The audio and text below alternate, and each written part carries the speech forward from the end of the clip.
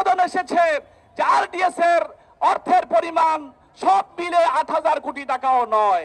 তাহলে যার টোটাল মূলধন হচ্ছে 8,000 কোটি টাকা, তাহলে 22,000 কোটি টাকা তার প্রতিপক্ষ রাজনৈতিক দল নির্বাচনের কাজে ব্যবহার করে কিভাবে, এটা জাতি জানতে চায়। ওনার কাছে উনি স্পষ্ট মিথ্যাচার করেছেন।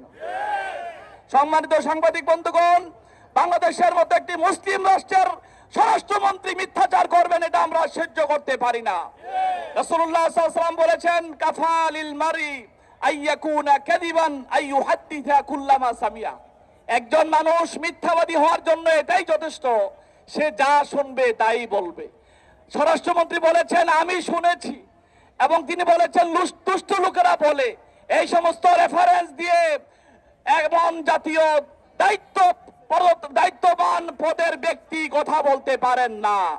তিনি নিঃসন্দেহে মিথ্যাবাদী হওয়ার জন্য তার এই কাজগুলো কথাগুলো অবশ্যই যথেষ্ট।